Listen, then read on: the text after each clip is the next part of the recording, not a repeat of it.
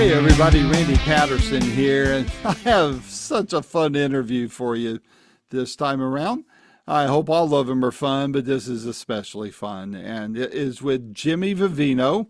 You may recognize him from all of his years as being the band leader for the show band for Conan.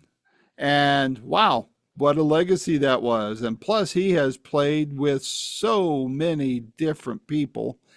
And this year, he is going on the road for a few select dates with comedian Bill Murray, who also has a band, who happens to have Mike Zito and Albert Castiglia, who we know through our interviews here on Boomerocity. So you're in for a super good treat. He's got lots of stories. I just let him roll with it because it was just fun listening to him. Amazing album that you're gonna love if you. We were talking about it, of course. That was the purpose of the call. And the name of the album you see here, but it's called "Gonna Be Two of Those Days."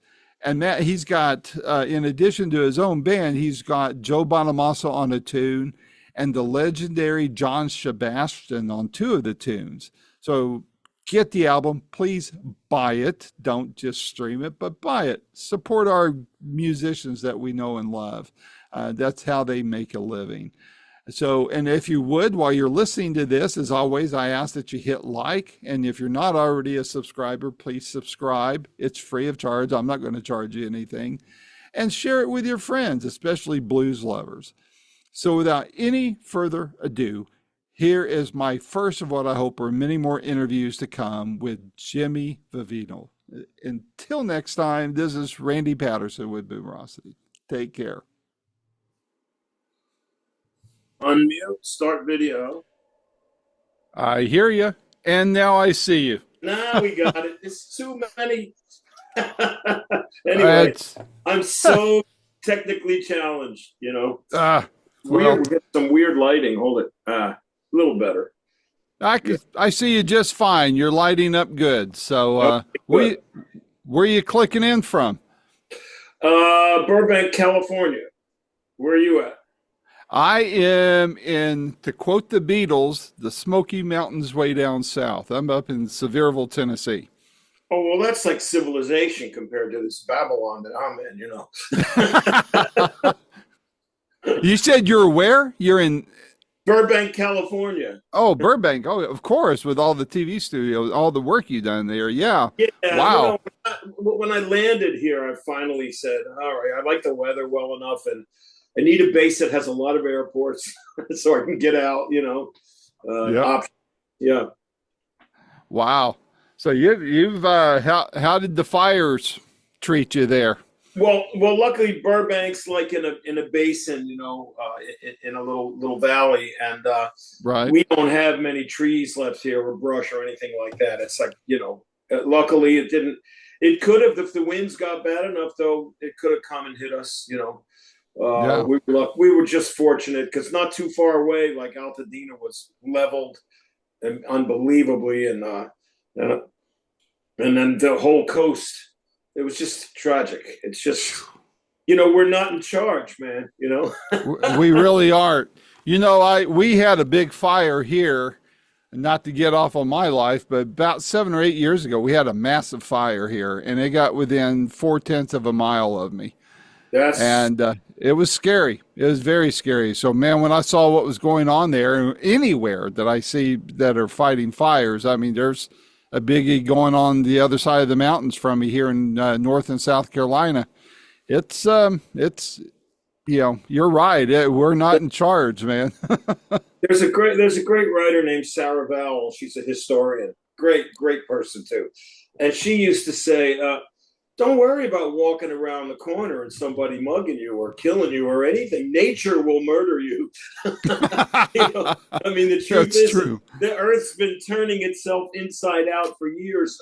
Whether we, you know, with all due respect to climate change being a real issue, it's been an issue since the Earth formed. So, you know, it's part of the Earth's process is, you know, just starting over again, and whatever lives there. Too bad, you know. That's right. Hey, we're getting a little bit of glare on you there. Is there? No, There you go. Perfect. the Right there. sun. It's that sun. It's coming Yeah, through this that morning. speaking of, we're not in charge. We just said that, and they There were you letting go. We sun think was we're going to letting have the us sun, know. and nature says no. Well, man, I'm excited to chat with you, Jimmy. I people think I know everything about music because of everybody I get to talk to, but man, I'm always surprised. And when Mark Pucci, teed you up to me on there, I started looking at that. Crap, I've heard all this guy's stuff on all sorts of, Because we're probably the same age, and because we get to a place where we've been around a long time. We do have a lot. We do gather a lot, and we do, yeah. Encounter a lot, and it's important to relate it. So I'm glad you're calling. Oh, it's my pleasure, man, and it's music is such a unifier, and I see it manifest in a lot of different ways, whether it's fans getting together back when I was a kid and a new album come out and we can't wait to unwrap it and read it while it's playing on the turntable and all that. And a lot of that is lost now, but still people say, hey man, listen to this. If you're driving in the car together and the favorites, I got to hear this, and you crank it up, or go to a show together. And then even at your level, you all know each other and play together, We can only hope that's still happening in like a, and with young people, but it's a different delivery system is all. I think that they have a quicker network, a quick text, to check this out on Spotify. I think the social aspect is that we enjoyed is gone, of going to the record store, getting that vinyl, looking at everything on it, the words, everything on it, where it was recorded, right down to the RIAA approval, where it said high fidelity, or stereo, or wow, or mono, which I prefer, and the opening, taking the plastic off and the smell of it, and playing both sides, and being with a friend or two or three, and playing it over and over like 4 times, and therefore the sequencing was very important when they put a record together. Where today they're thinking, what are the singles? We're going to release one track at a time, The romantic notion that we had about it is gone, but maybe not forever, because vinyl is coming back. And I think that people are like, hey, I just, check out these. We used to be like, a friend would say, I just got some JBL 100s. Come over, L100s, and we'll listen. My parents aren't home. We can turn it up, I grew. And I think maybe now they're enjoying that part of, that sonic experience of hearing the vinyl through a great sound system. So it's just in flux. It just changes, and the delivery system is totally different for even, I was like, well, you mean I have like enough time to put like 58 minutes on a CD, but you still only give me 42 minutes on vinyl. So you have to lose tracks when you make vinyl. And that was very difficult, abandoning 2 of my children. Exactly. Well, but for me, they're happy, and they're like, oh, you can tell people, they can go to Spotify and listen to the other 2 tracks. I say, yeah, but it's not like having it all, but you can't have everything. Can't argue with them. Well, you can't see it because I have your virtual background here of your album cover, but I've got autographed albums. I can see it fine. It's great. I should think of the same thing. I should make well, I'll give this to you, man. I can email it to you. Or send you a link so you can download it and you can use it. Send it to me. Be happy to. I like it. Yeah. Danny Clinch took that photo. The great Danny Clinch, who was like a major, photographer, but also a friend of mine and a great harp player too. I knew him as a harp player before I knew him as a photographer. And wow, and I didn't know that the actual truth was that he was like this world famous rock photographer for quite a while. And that picture, that double exposure picture, was a mistake. He was doing a portrait shot at the Beacon Theater downstairs. He had a setup for an event we were playing, and he said, "Oh damn, I stopped. Let me see it." I said, "Let me see it." I said, save that. We're going to need that, man. So, yeah, yeah. That's just how it is, man. It's the mistakes that we think are mistakes, and they turn out to be exactly what we want or what was needed. Well, yeah, yeah, sure. That's when the blues and rock and roll merged. You know, it was Yep. someone's impression of what it sounded like.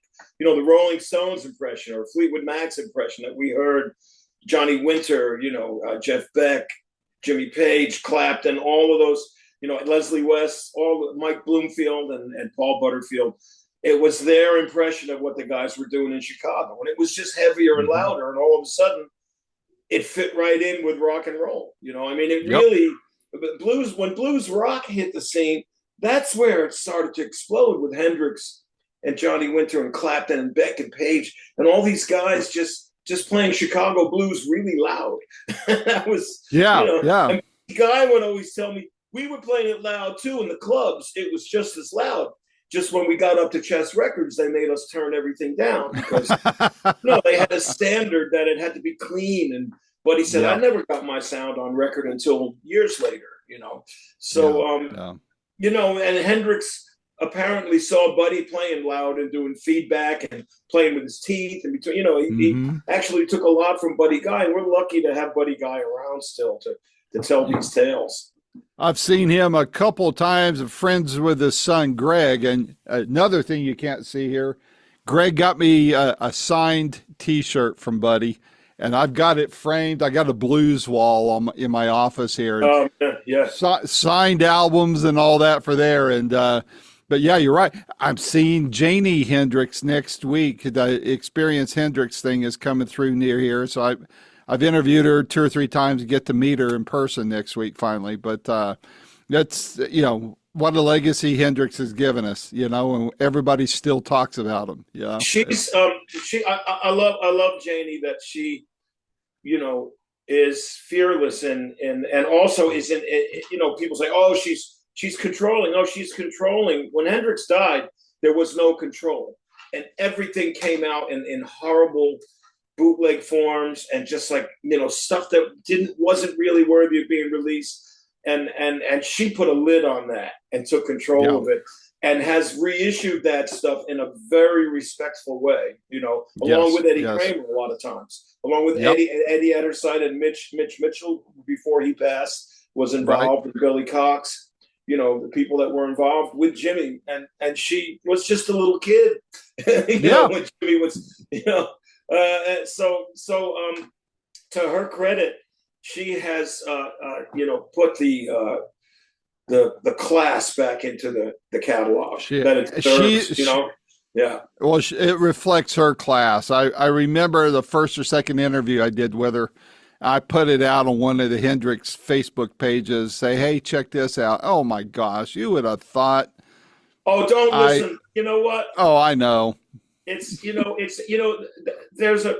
there's a woman, Tony Ann, that managed Hubert Sumlin in the last leg of his, when he got to his respect, and there were always people, saying this and that and this and that. You try taking that much responsibility on, and finding someone everyone should appreciate, that these people saved the lives of these blues musicians by taking them under their wing. The same thing happened with Charlie Parker and Monk. There were always patrons. The same thing happened with Michelangelo and Da Vinci and Raphael. They were patrons of the arts. The church paid for them. There always have had to be people that keep artists, like, first of all, on the straight and narrow path and working, and also getting the respect they deserve. Then there's always people that thinking they should be doing it, yet they're not. They're not the ones. Well, I mean, and in the case of Janie, I mean, I shudder to think where Hendrix's legacy would be now if there wasn't such a tight-fisted control of everything about him. I mean, some corporation would own it all right now. Well, if it wasn't. The images. Listen, Stevie Ray's estate, and Jimmy's a very good friend of mine. I love Jimmy. Constantly being ripped off by people saying, Stevie Ray Vaughan distortion pedal, Stevie Ray Vaughan, this and that, Stevie Ray Vaughan, this and that, and the trail of lawyer fees and lawyers of trying to keep this stuff in a respectful place is very difficult. If you're not Disney and you can't, put a stamp on Mickey Mouse and you can sue everybody that uses it, it gets expensive because yes, people can be liable, but you're still paying legal fees, like incredible That's right. legal fees. Try to collect. So they take a chance. They say they're not going to sue me. It's going to cost them too much, and they throw T-shirts, all kinds of stuff come out, and it's well, Clapton's attorneys do a good job. I mean, they stay on top of it pretty good. But now here's what I've been asking this of a lot in the last several interviews I've done. I'll ask you up front, and then we'll get to this great album here.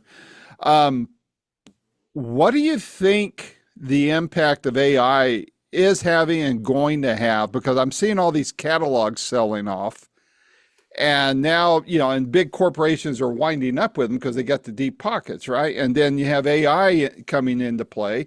I hope at the very least it tightens up the accounting so royalties are paid the way they should be. Well, they haven't been anyway. Randy, they haven't been anyway.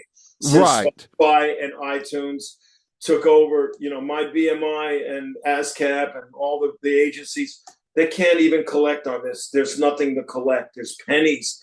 Everyone complained for years about the record company taking, say, 75% of the pie in order to operate. But that 25% that you were getting was in the hundreds of thousands to millions, depending on your sales. Now it's hundreds to thousands. Okay. All right. Be careful what you wish for, because when you bury the corporation, the record companies, and replace the record companies with Spotify and all these other streaming services, your 25% is now 0.5%. Okay, so operating costs are a consideration. Record companies did a lot of evil things over the years. We could have a debate forever, but in the outcome, you have to be careful with greed. The dog who the old moral, the old parable about the dog with a big bone in his mouth, and he's walking over the bridge and he looks in the water and he sees the reflection of a dog with a bigger bone, and he jumps in and he loses the bone in his mouth. Now comes out of the water soaking wet with nothing, and that's what happened with the greed of from both sides, the artists and the record companies, is that it was doomed to fail as soon as there was an option, and the problem is that artists are not getting a fair shake now. So AI is exactly what it says it is: artificial, and it's artificial intelligence. It's not real intelligence. The artificially intelligent people who are fine with accepting things that are artificially intelligently created, just as a reflection on on society the way it is now. It's a good enough society, because the best hamburger is McDonald's because it sells the most, not because it's the best hamburger. And artificial intelligence will allow movie companies now the first people that are going to get destroyed is in a business that I work extensively in, are film composers and television composers for TV shows, soundtrack composers.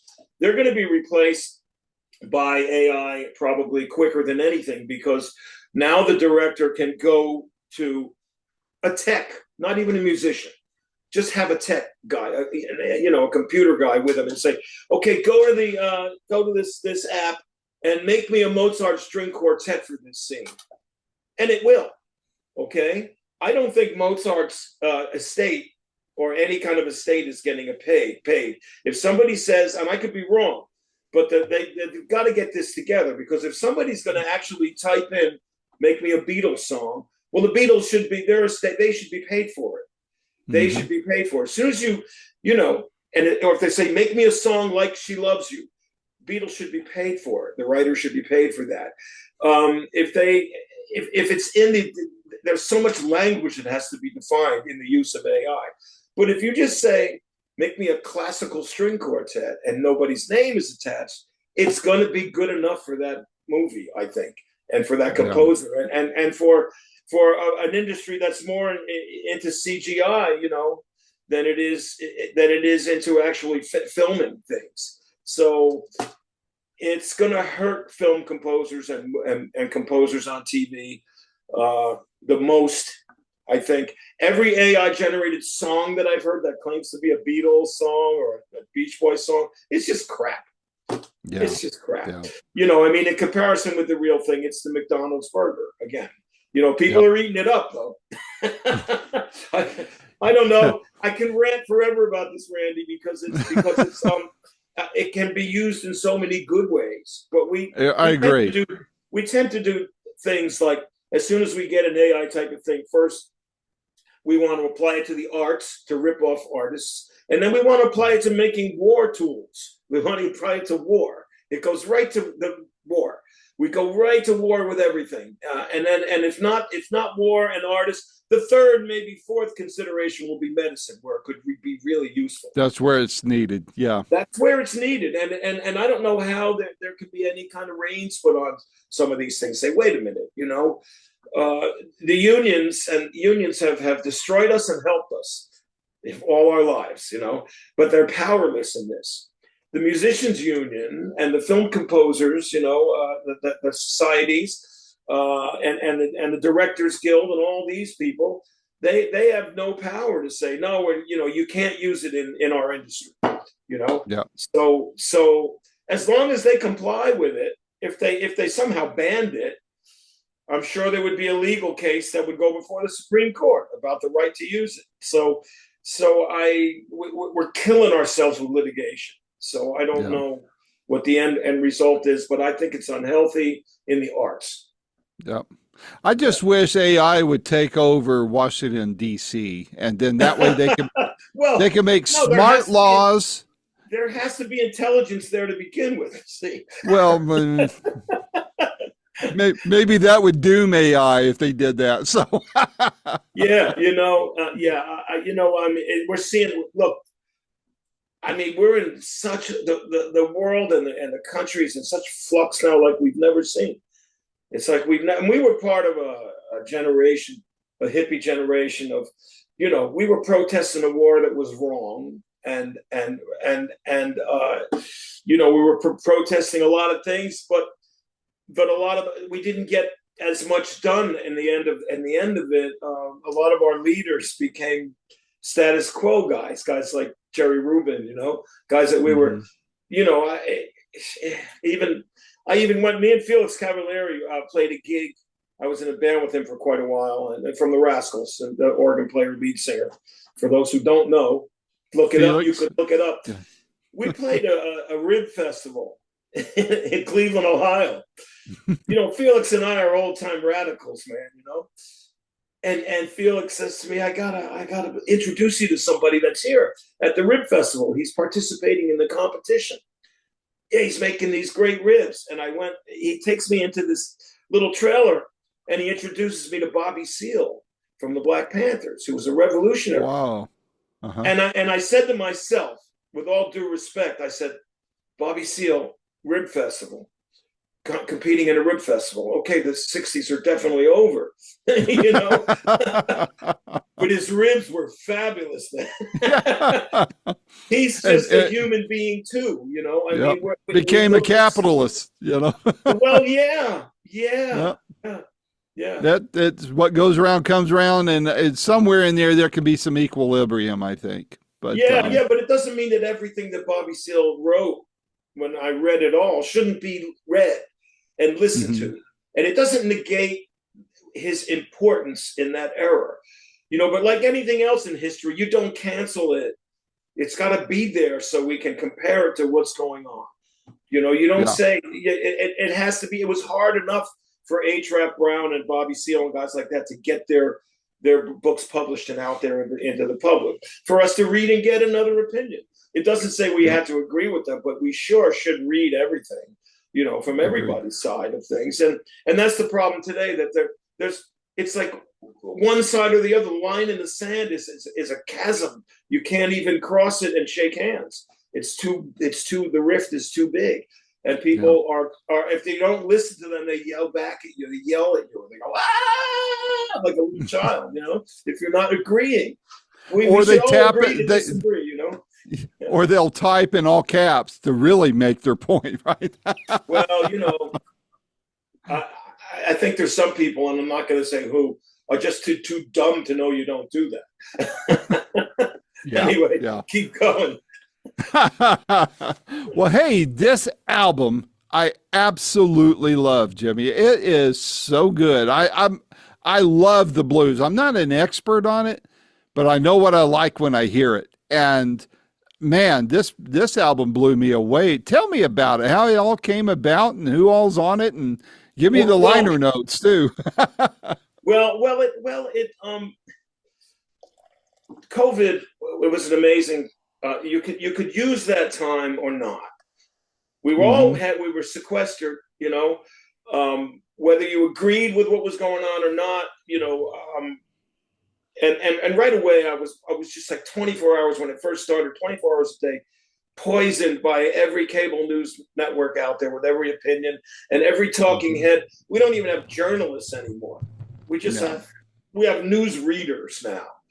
I wasn't getting a report from Walter Cronkite or Eric Severide or Barbara Walters or somebody telling me what the facts were, and then you make your own opinion. I was getting opinions. I was getting political opinions, everything but the truth. We were getting everything but the truth. So I just said, that's enough of that. And I had written a song. One of the songs on there is about 30 something years old that Catherine Russell, the great Catherine Russell, recorded twice with me, called Fool's Gold. And then I said, well, I love that song. I said, that's a pretty good song. I think I can, I should start writing songs again. I hadn't written any songs for 30 years almost, I had done some, I'd written some with Shamika Copeland. I had written a bunch for my friend Bill Perry, who had a couple of records. And I would write if there was a situation, but I wasn't writing just because I was like, I need to write something now because of what's going on. The only outlet I had was playing guitar every day and starting to write songs. So I did, and the first one I wrote was Blues in the 21st, which is the first song on there. And that was just about the absurdity. It's me, like me appearing as, for the first verse, as someone else, as this predator that's going to go in with his mask on and take shit freely off the shelf of the CVS where you're trying to shop or wherever you're going, and walk out through the door because politics had allowed this catch and release thing in New York City. It had allowed that. It said, you can take up to $900 worth of shit and nothing's going to happen to you. And they advertised that. Yeah. And meanwhile, I have friends sitting in jail for selling an ounce of pot, in the 60s. Yep. So, and I'm like, well, what is this lawlessness that's become the law? Where's the quality of life going to go? And then it started that in New York City, I was stepping over people with needles in their arms, and nobody was, nobody was moving them to a secure place, or I'm not saying to arrest those people, but don't leave them. So you walk out your door, you got to step over them. That's a bad sign for society. New York was going crazy with a DA that was just letting everybody go. And they were repeat offenders and everything. And I think that there needs to be some law and order. It's not like, that's not a bad enough crime. You got to wait till someone's murdered to put them away, A little late then. And so the quality of life, that song is a complaint basically about the quality of life going away, and the mask had become another device. It was meant to protect us. And now it was used as like a bandit's mask. Nobody could identify it. Nobody could recognize or identify anybody. And it's still going on with these unhealthy, college protests with masks and cosplay, people dressing up, thinking it's, not looking at the facts and seeing where the real problem lies. It's just young people will protest as sort of a get together. As Comic-Con, or it's just like Coachella.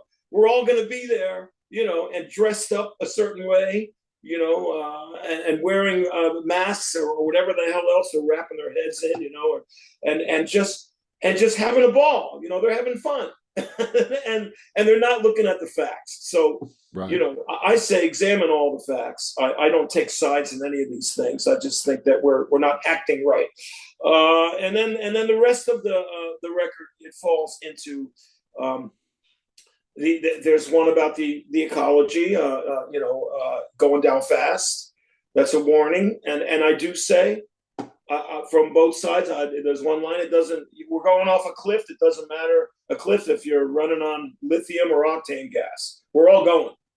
Doesn't matter, because the lithium automobiles and the electric cars are going to cause just as much trouble. On the electric grids are going to tax. If we went totally electric, the electric grid would go crazy. It would be incredibly overloaded, and I think it's going to be back to horses at some point. Might not be a bad idea. Well, you remember, and I think there was I don't know if it was in Mad Max or some movie where there's a horse pulling a car. We may get back to, hey, my GTO and my mule. To get me, it's a cool car and it's mule powered. But I think you have to say what you feel. And the blues is a complaint. Basically put to music, one way or the other. Willie Dixon said you can have the blues because your woman left, or you can have the blues because she came back. So he was a brilliant writer. And then there's stuff like just getting older. Like going to be 2 of those days, of you're dropping your prescription down. Don't take your pills over an open drain. You're going to drop. That's one. right. And I know that all too well. The everyday complaints of the stubbing your toe for going through life are in there. And then there's always, the song like Ruby about all the women you've known that it's not going to come out. It's not going to turn out right. But you just keep going back. It's just like it's like drugs or alcohol. It's like at the end of the run, you're going to have a hangover or you're going to be strung out. And love is the same way. And it's amalgam of a bunch of different people. And it's be warned of the Black Widow spider, all that. And it's taken from a lot of different blues tunes I was influenced by. Mainly Strange Brew by Cream. That one's got a real Strange Brew thing happening. And then there's a Willie Dixon, Dr. John, Shady Side of the Street. That's just about watching what when you walk around the corner. It used to be like that when I was in New Orleans. People would say to me, "Oh yeah, where are you staying?" I'd tell them where I'm staying. Say, "Be careful, 2 blocks away. Don't make a right." Keep walking straight, man. Just keep it going. Yep. And New York City was like that too. Oh yeah, it's fine if you don't turn and get that street between 8th and 9th Avenue, 48th Street. Don't take that. Or between whatever street it was, 46th got a little weird for a while. And most of them there's every style of blues that I grew up with without really, the only one that's really a straightforward, straight from the shoulder blues is Beware the Wolf. The one that's, influenced by Howlin' Wolf, but it's also about, those bedtime stories, kind of Three Pigs kind of stories that we were told. And I always marvel at growing up and my parents taking me to read me a story before bed, like, okay, there's 3 billy goats and they're crossing over a bridge, but underneath is a troll that's going to kill them and eat them. So, and good night. I'll see you in the morning, that kind of sleep, stuff. Sleep well, kiddo. If you walk in the forest and see a gingerbread house, don't go in there. There's a witch. She's waiting to cook you in the oven, So, I'll see you at breakfast, Maybe. And so heed the warning of beware the wolf. Again, the wolf in sheep's clothing. You can apply it to whoever you want. I don't target any one thing. It's the fruit's hanging too low now. But I think that on both sides you will find wolves in sheep's clothing. On both sides of the coin. There are 2 sides. to everything. And that's something, if we realize that there are two sides and we examine what those two sides are, we may then have an opinion that wasn't, that we're just not aping from some talking head on a news station, and that's the biggest fear, is that people will be lined up as, dependent on, you can hear them when they talk. Oh, who are you watching? Hannity or Anderson Cooper, Yeah, exactly. And where are you? And where are you in that? What's your opinion in that? Right. Yeah. That's why I quit watching the news. I read, I want to know what's going on in the world, but I don't get wrapped around the axle on it anymore. But it's even infiltrated that behavior, which is something that's amazing, because the press was always fair and balanced. The big papers, the New York Times, the Post, the Washington Post, whatever big city you're near, they used to be, nonpartisan and just like, delivering the facts to you. But now they're tainted too. We've seen more and more how their staffs are being like, turned inside out because they only say, speak from one side, and that's not what the news is supposed to be. But I'm getting older, and that's right. and I have all I have left is hope for the younger generation, that they always seem to pull through it somehow. Remember our parents, that rock and roll that was the end of the world, So and that that we gotta go, but the big bands are coming back from the 40s, guitars are going out, the Decca record exec that didn't sign the Beatles because he said guitars are going out in 1963. So it's always been that. There's always been a status quo that needs to be, sort of tumbled a bit. Yeah. And young people are amazing. They pull through. They will figure it out. They will figure it out because they're going to know that it's left to them. It's going to be in their hands, whatever it is. I can only hope for the best, and hope the Armageddon and apocalypse are just like, moral warnings. The wolf under the bed. Yeah.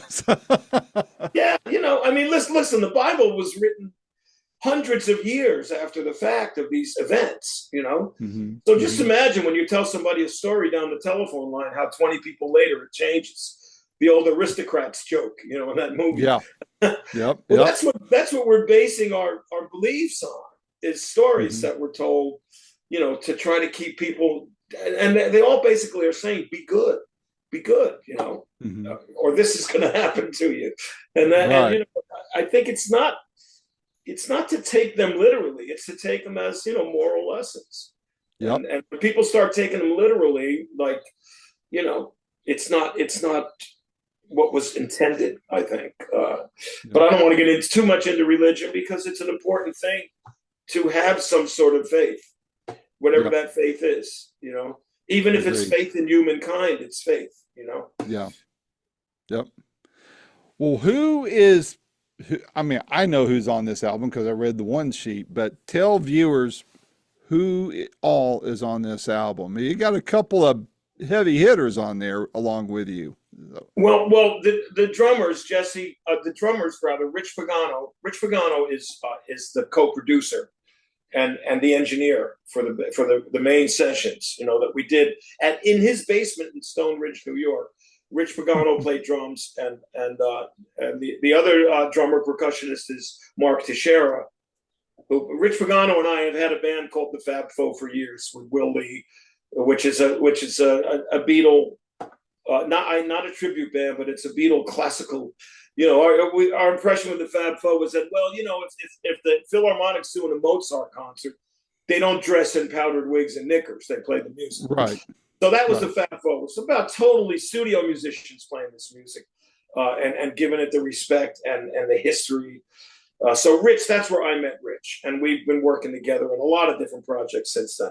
Mark Teixeira, the other drummer percussionist, has been played with Duke Robillard for years. He's a guy from Providence, Rhode Island. And Jesse Williams, the bass player, and I and Mark Teixeira had played with Al Cooper for over 25 years together in the Recuperators. And Jesse also played bass with the North Mississippi All-Stars. So he's just a hit man. He's one of the best bass players I know. So we recorded as a trio, just the three of us, Jesse, myself, and Rich mostly. And then I had Mark do some percussion overdubs down the road. And then I went to various studios. And Johnny Lee Shell did some sessions. He was Bonnie Raitt's guitar player for years. He's got a great little studio here, and I did some overdubs there. And I did 3 or 4 other studios, just hitting here and there. And we did, and we did one last session in Woodstock. And on that last session, John Sebastian joined us for a couple, and Scott Healy, my piano player that played with me on the Conan show for 25 years. Right. He played some piano and accordion on those 3 songs. Beware the Wolf, Going Down Fast, and Back Up the Country was just me and John and Jesse on upright. That last one was a tribute to Alan Wilson and Cad Heat, which I'm also a member of currently. I saw that. Yeah, we had a new album out that was great last year, and this one came right on the heels of that. We had Final Vinyl out. And then I went to Joe Bonamassa to do some guitar overdubs on the first song, because I've known him since he was like 12 years old, and he's sort of like my godson, I call him, And I'm very proud of his work with the blues and with blues rock and keeping it going. And his Keeping the Blues Alive Foundation is important. Along with the other blues societies everywhere in every pocket. But being out on the road, I'm meeting more people from blues societies, which is really a wonderful thing that they're keeping it going. So yeah, that's about it. We didn't have a lot of guests. I could have done the thing where I could have gone to 10 other guys, but I found that tiresome after a while. Of when you're listening, you're a guitar player, you're playing your music, and you're listing like 7 other guitar players on your album, trying to use it as bait to get people to buy your album. If I haven't done enough in my 70 years to merit, like some respect, I'm not going to get it, and I'm not going to get it that way. Joe and I are like such family that it was simply, yeah, Joe, you got it, and he's like, yeah, I got it. So that was good. But I'll tell you, it was cut pretty quickly. It was the first sessions were cut in 2 days, and then the Woodstock session in 1 day, so in 3 days. And then I went all over the place, and even did some organ overdubs of my own up in Boston at Berkeley, the Berkeley Organ Lab up there. Yeah, Dave Lamina, who runs that, gave us the keys to the organ lab. So we went and did some organs up there. I played on a couple of all the organ. In fact, is I guess I'm all the B3 parts. Yeah. And it all came together, and I'm pretty proud of it. It feels like, well, I put a lot of thought into the sequencing because of what you and I talked about earlier, about the dream that somebody will sit down and listen to it from top to bottom. Yeah, exactly. Which is asking a lot these days of people to put that much time aside for music. They'll say, "Oh, I got your single. I like it. I listened to it." It's, and I know. I mean, I've been listening. I haven't. I'm not on much blues radio stations. They're not picking me up. That's just, it's not a complaint. It's just a fact. Old guys don't sell on these stations unless they're dead. and then their records are played. So I luckily I've made a lot of friends along the way that want to talk to me, like you and David Frick over at Sirius. But Sirius, the B.B. King station doesn't play my records, but that's okay. The college stations do, the jazz stations do. People that don't talk about AI. I think there's an algorithm at some of these satellite radio stations that tell the DJs what they're going to play, what their playlist is. I Mhm. prefer the college stations that say, "Oh, I'm going to play this and this." They walk in with their own opinion. Again, The way it gay used to guys at be. work. The way The it used to algorithm is be. at work saying, "Nah, but wait, he's 70. No, we're not playing this record." You know, so yeah, it's funny.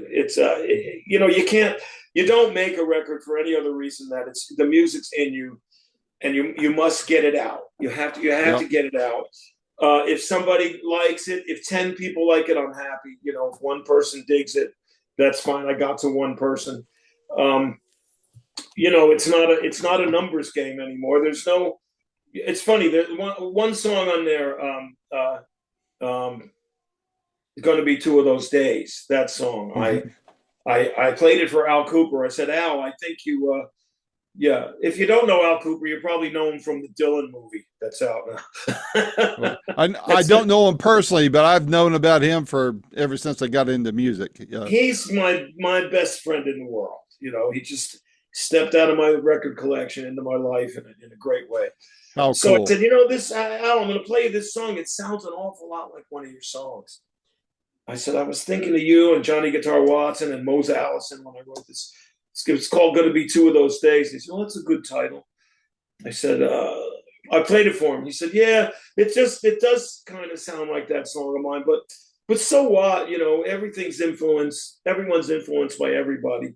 And I said, "Well, do you want to maybe put it down as a co-write?" And he said to me, snapped right back at me and said, "Well, why should I make no money twice?" Knowing full well, the last 5 records we worked on together didn't do anything. Yeah. They just laid there. Mm. Because we were already, passe, in that Yep. way. But I don't care about all that. I really feel like the point of having a record now is to come to your town with my trio and play my songs and meet people, and Elvis style, sell them out of the back of the car, There you you know, go. and That's and it. that was the way Elvis started in 1954, and everybody else did.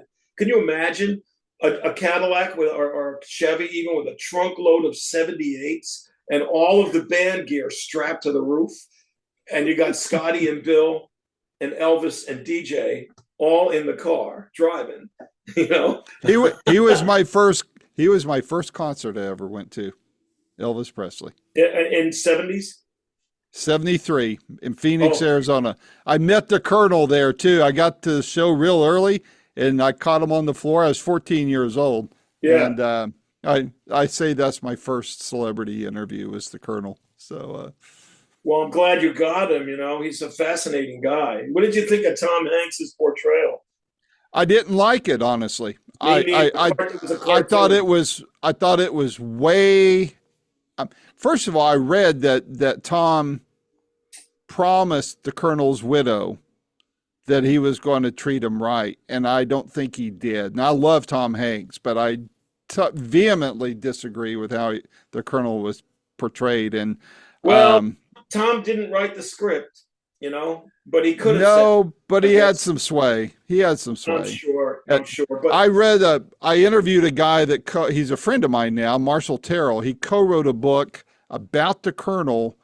He co-wrote it with the Colonel's protege, Greg McDonald, who unfortunately passed away before, or I mean, like right after the book came out and before I could interview him. So Marshall and I talked, and that book is fascinating. And it gives a lot of inside baseball about the relationship between the Colonel and Elvis and what was really going on and why certain things went the way they did. And if people would read that book, they would not be as hard on the Colonel as most people are. the Colonel was like a P.T. Barnum character, Yep. and if you look closely enough in politics, you'll find a very powerful man who is the same guy. Now John Kennedy these days, that see. that knows how to sell shit, you know, and puts, it's funny because that salesmanship quality that the Colonel had is every reason that Elvis Presley was as popular as he was. That's right. There were some equally talented people. Of course, Elvis checked all the boxes. Right. He was a humble, respectful, yes sir, no ma'am, raised Southerner, right? That really was a nice guy that had incredible looks, and Oh, yeah. then that the talent, the singing, but the singing wouldn't have been enough alone without everything else, and No. without promo man, and without a guy that was actually signing the autographs, the Colonel, just like, and dumping them out, and everyone learned from that. Brian Epstein, they all learned from the Colonel, everybody, God, even the, there were a lot of shysters and a lot of, like hucksters and that, but it takes that to sell any, it takes that Mr. Haney quality that the Colonel had. I think Mr. Haney in Green Acres was closer to the Colonel than the guy. Well, they were friends, and and they were and he used the Colonel as his model for Haney. So you nailed it. I always felt that was what the Colonel was like, although he was Dutch and not, And that was a little known fact. He wasn't a colonel, Right. But some say he wasn't even a legal citizen, at least not right away. But hey, before I forget, you're involved with the Fab Four. I've got a tie to that. The Fab Four, we are. The Fab Four. Fab Four. Because the Fab Four are they're a wigs and suits band. Yeah, I didn't enunciate that quite clear enough. With all due respect, Fab Four, we love what you do, but we don't do that. That's right. Yeah. Well, you guys play it note perfect from what I'm told. But the guy, so my intro songs and outro on my podcast and on my video, it's a song called "Roll the Dice," and it was recorded by a dear friend of mine by the name of Quentin Hope. Quentin, or Q as friends call him, is good friends with Will Lee. So there was that whole, and not super tight. And I've never gotten around to approaching Will about interviewing him. I'd just love to talk to him too. What a bass player, right? Oh, man, even Paul McCartney cited him as one of his favorites, Will. Mm-hmm, mm-hmm. So, they've crossed paths many times, those two. And that's a pretty good endorsement, but I'll tell you, he's world class. The only reason I joined the Fab Four was because Will Lee was asking me to do it. And I said, well, any chance to play with this guy, it's going to be good. It's not going to be just a one-off, man. It's going to be good, and it's going to be respectful to the music over everything. And I learned that from Paul Schaefer and Will and a lot of my friends in New York, to respect the records. If I was backing up Benny King, if I was backing up Darlene Love or Phoebe Snow or anybody, I always respected the records first. When you play the music right, the singer steps up, except for Chuck Berry. Right. Chuck Berry didn't care, but I didn't care either. Because if you have the privilege of knowing Chuck Berry and he knows you, that should be enough. Right. No one should have an opinion on what he should or shouldn't be doing, because he's the funny. Reason. Yeah. He's the reason, and it's funny you bring him up. I just finished it yesterday. The documentary, The Original King of Rock and Roll, that the family put out, and wow, I learned a lot that I didn't know by watching. Well, he got bitter because he was set up, in a terrible way, in a time when the Mann Act was used against him as a rock star. And nobody else, no one else. That never happened to anybody else. And he was bitter when he came out about it, and rightly so. But he wrote the Bible on how, him and Willie Dixon are the two most important writers to come out of that period, and that set us up for what became rock and roll and blues rock. And even Bob Dylan would agree that without Chuck Berry, he wouldn't have had Subterranean Homesick Blues and a lot of other. He wouldn't have had the idea to write songs that were like Maybelline kind of, that Yeah. or Well, too much, Elvis wouldn't have too had the much monkey hits that he business had. was kind of the mold for model for that and stuff, you know. Yep. Yep. Yeah. So, well, what have you got planned in support of this album? I know you got some touring going on with another big name. And who's in your band going out on the road? Well, And with, mostly it's me. Mostly it's me and Jesse Williams and Rich Pagano, the band that cut the record, and then sometimes it's Mark Teixeira on drums if Rich can't do it. It's you know it's on the West Coast. I use some different musicians because it's not worth it to fly people from New York and put them up to do a couple of gigs here and there. But for the most part of my tour through the country, I'm using those guys. And we're just starting this thing. We just did like 3 weeks straight, and it was a ball, man. Just up and down from starting up in like Buffalo, New York, all the way down to Miami. I got a blues cruise with Joe Bonamassa for 5 days, and then came off and did 5 more dates in Florida. And then we got stuff coming up in May in the Midwest in Chicago, and we'll be a Buddy Guys Legends even, So I haven't played there for a while. I always have good friends in Chicago, and so we're just getting started with that, putting our foot in the water to see how the temperature is, and it's been pretty good, and it's been a joy for me to meet people who will say to me, "Oh man, a guitar player. I've been watching you since I was like 8."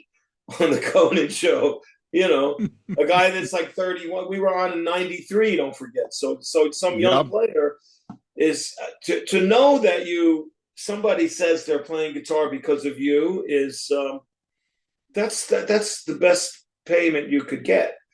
Is that you influence somebody to do something constructive and something with their art. Whether you do it, you don't have to do it full time to be a good guitar player. There's a lot of the best bluegrass players are like mailmen and plumbers in Kentucky somewhere, man. and they get together once a week, or they're in Jackson, Mississippi, wherever they are, man.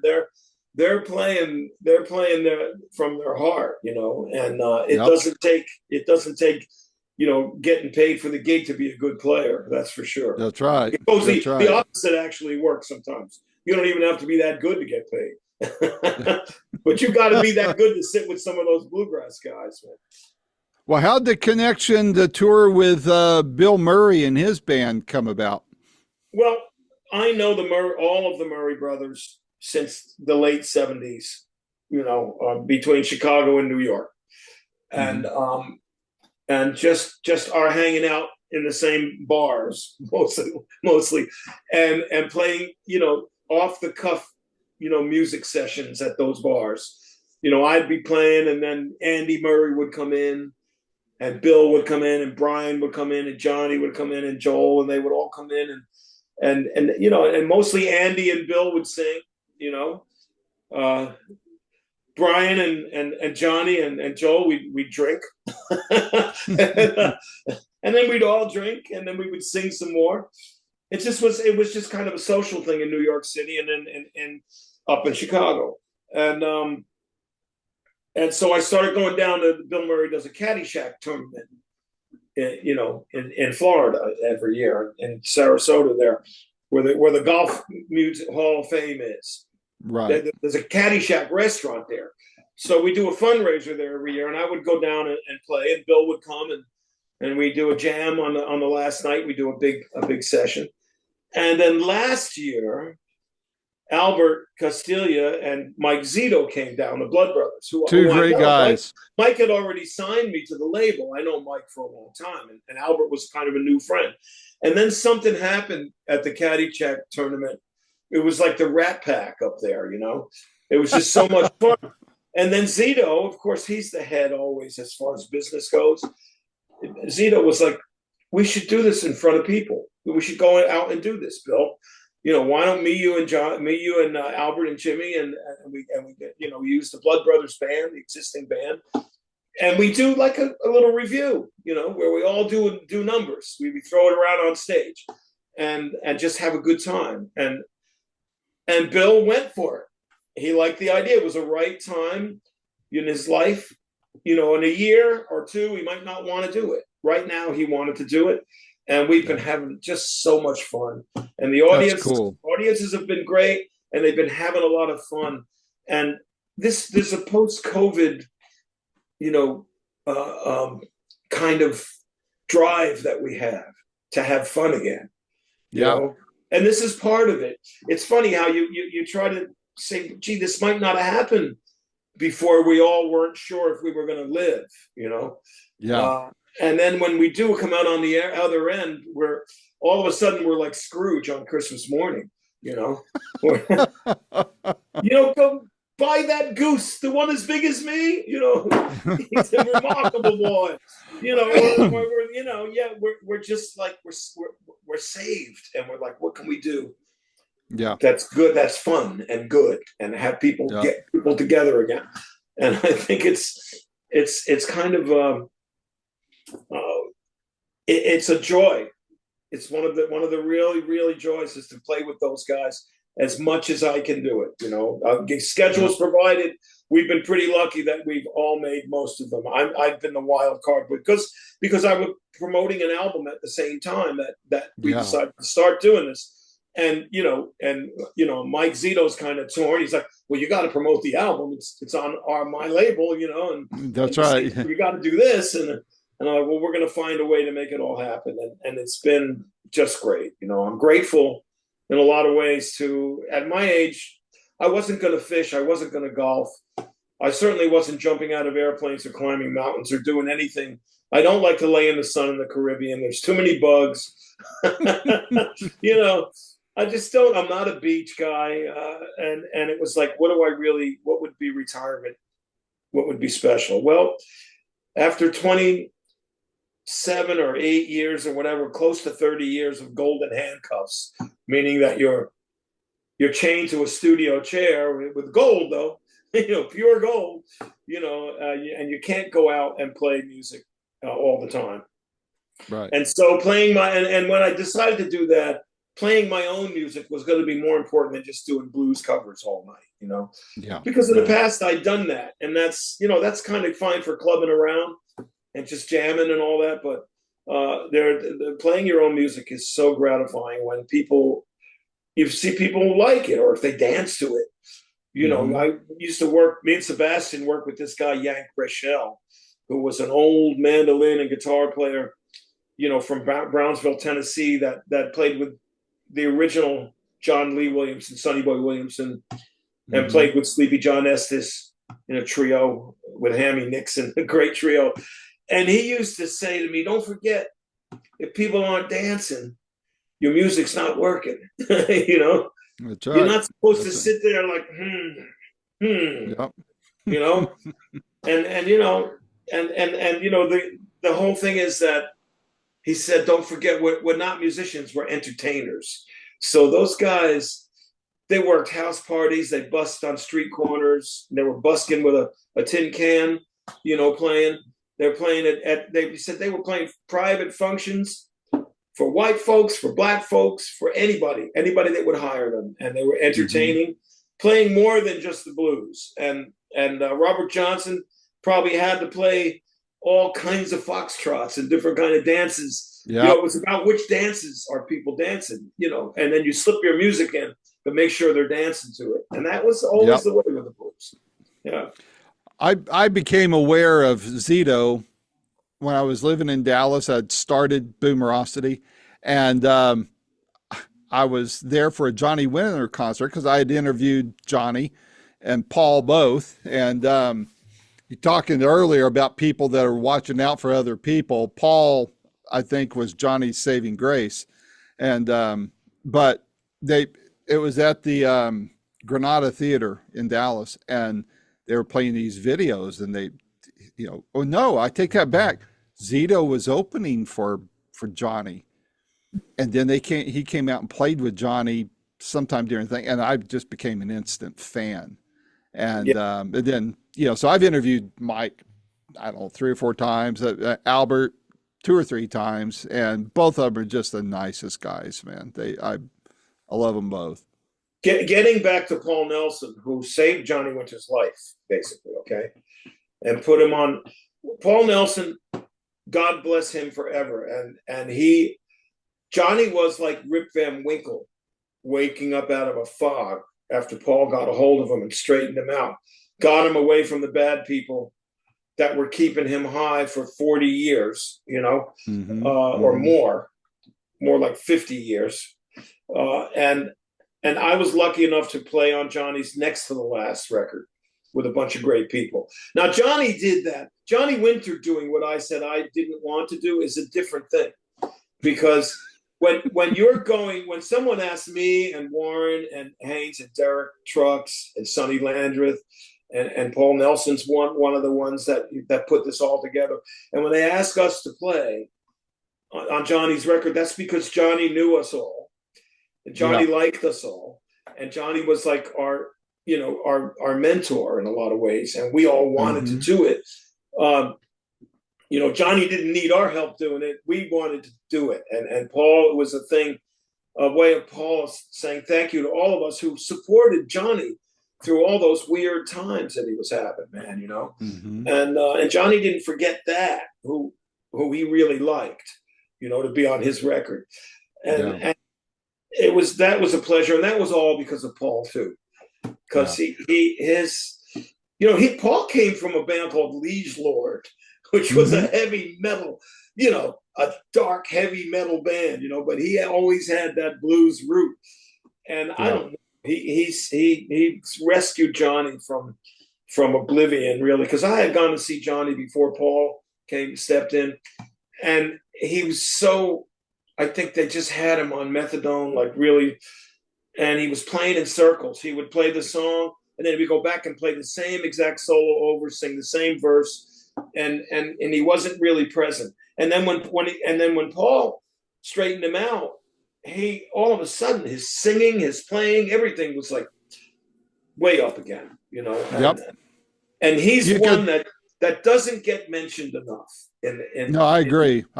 And boy, I was stunned when he passed away. But the last time I saw Paul in person, it wasn't the last time I interviewed him, was at the Granada Theater. We were all in, Johnny traveled around in a small RV. It wasn't even a big tour bus.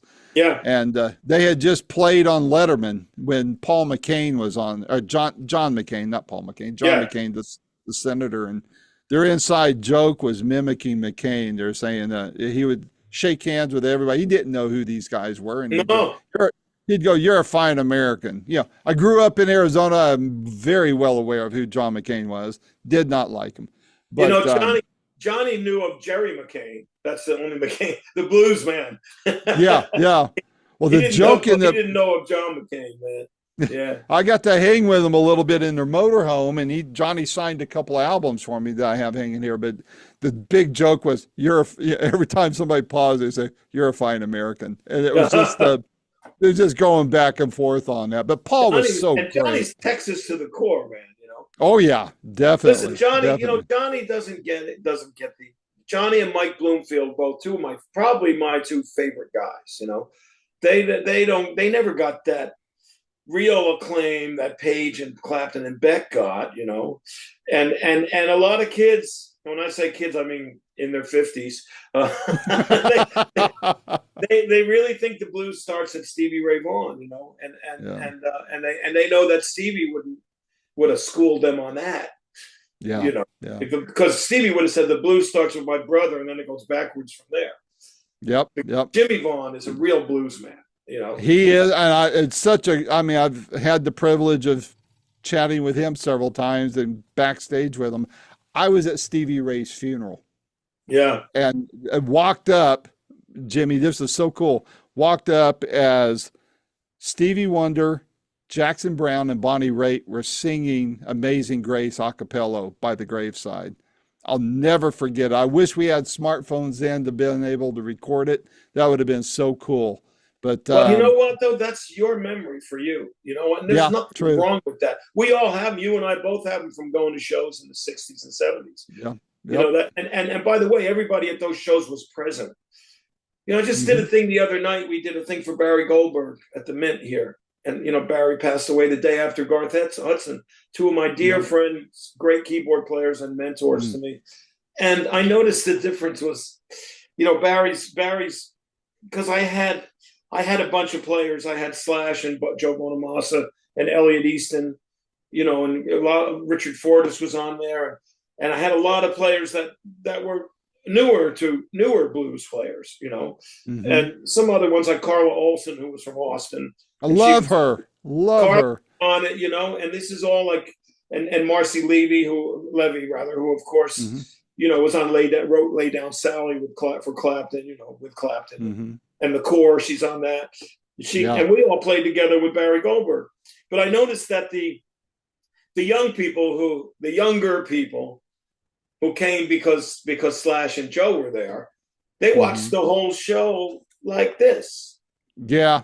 Yeah. though rather like this, the whole show. I saw the light on, and the whole show they're Hmm. like this, and the older people were just like at watching the show, like we did, and committing it to memory.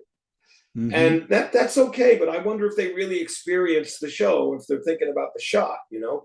So, Yeah. but what are you going to do? I mean, that's the way it goes. And Yep. but Johnny Winter again, I think about him all the time. I have to put a show together. I'm doing at the Blue Note in Maui in Hawaii. I'm doing a night there, a How night of fun. first wave, and I'm calling it because I have to have a theme there. I sneak some of my songs in, but basically I'm doing a show that's the first wave of blues rock pioneers, because it really it does start in the 60s with the Rolling Stones and Fleetwood Mac, Hmm. bringing it Hmm. over here, and because they were into Chicago blues. At the same time, though, what was happening here was Mike Bloomfield and Paul Butterfield. They were Hmm. blues rock pioneers too, along with Johnny Winter, and a bunch of other Hmm. people, Steve Miller, that were playing around. And the Texas guys were, Jimmy and Stevie. They were kids, but they were playing already too. They were Yep. already playing too. Texas is I say it's the second city of the blues. They said That's a because good way of putting it. Yeah. yeah, because Chicago is undoubtedly the first city of the Yeah. blues. No, as Yep. far as we know, what we know as Chicago blues. But Texas is the next place, And I Yep. know someone will say, "What about Memphis? What about?" Well, I'm talking about blues rock here, okay? Because Texas Yep. brought us Johnny Winter and Billy Gibbons and Steve Miller, Janis Joplin. Yep. Janis Joplin, right? We're talking blues rock. So any of you real blues aficionados, yes, of course, we know Mississippi and Memphis and Helena, Arkansas. We know of the Triangle. We know of all of that. We know Yep. where it came from, but we don't. We do have to figure out what we're trying to talk about is blues rock here, and Yeah. that comes Yeah. that comes balling out of Texas, big time, man. You know, Big time. big time. They just turned it up and let it loose, man. So and Chicago too. Like we said before Yep. about Buddy Guy turned it up. Yep. I Yep. saw him. It was And then Buddy. of course, Chess Records had the fuel, that they made that possible for us Well, to yeah, be able to. well, because they had Chuck and Bo too. Don't forget. Yep. You know, I got to talk to besides Muddy Marshall. and Wolf and all them, Sonny Boy Oh and all. yeah. Yeah. Yep.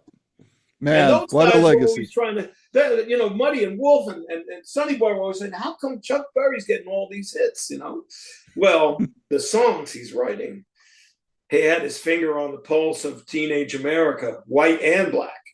It didn't Hmm. matter, Hmm. Those songs and that guitar style that he Oh got yeah. directly from T-Bone Walker, we know where it came from. But when the Rolling Stones picked up on it, and the Beatles and everybody else, and Fleetwood Mac and all those bands, John Mayall, they all picked up on Chicago blues, Yep. Yep. including Chuck Berry. So and even people like Freddie King, though he was on King Records, was a Texas guy. Yep. Yep. Freddie King was a Texas guy. Texas is. And Tulsa, Oklahoma, too, is another town where shit was happening. Yep. So it's there's going to be somebody somewhere saying Jacksonville, Florida, the Allman Brothers were down there. Yeah, yeah. Yeah, it eventually got there. But Yeah. Plain Allman got. I mean, if you really want to know the truth, Plain Allman got his whole idea from Jesse Ed Davis to play slide when his arm was broken. And Greg gave him the Coricidin bottle, and he almost note for note took Statesboro Blues from a Tulsa Native American named Jesse Ed Davis. It's hard to trace the route. The route runs. I say it runs from probably from Mississippi, and then out across the country all the way to California.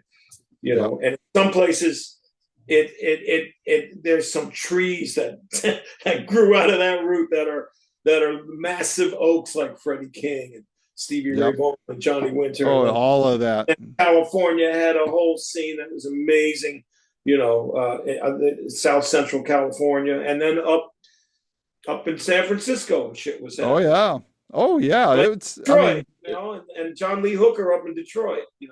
There was stuff happening everywhere, and the least amount was happening in New York City because they were like rock and roll. They were doing doo-wop and R&B and stuff like that. We weren't hearing that much blues unless we heard it on some record collection. And that you had radio where you were from. They had blues music on the radio. Yep. All the time. And that fueled me. And my mom's she gave me her 45s, which were Elvis. And to hear, my mind just went blank. But some of those early Elvis tunes were bluesy. And it just resonated with me. Heartbreak Hotel. That's, Hoyt Axton. And he's a Memphis boy, Yeah. Well, hey, they were bluesy, very bluesy records, because when you think about, he was covering Arthur Crudup early on, and he was covering Little Junior Parker, Mystery Train, and he was covering Memphis stuff all the time, man, and blues and gospel. And when Lieber and Stoller were writing for him, even like with Jailhouse Rock, it was blues based. That was kind of like J.D. Loudermilk. That was kind of like Tobacco Road. It was like a take on J.D. Loudermilk. Tobacco Road. Yeah. It all originates from the same point, I think, and that's just there's some knockoffs here and there, but it's all good in my opinion, and I love it all, But this has been another stellar episode of Boomerocity with your host, producer, and friend, Randy Patterson. The theme music is Roll the Dice by our good friend Quentin Hope, and all rights reserved and used by permission, of course.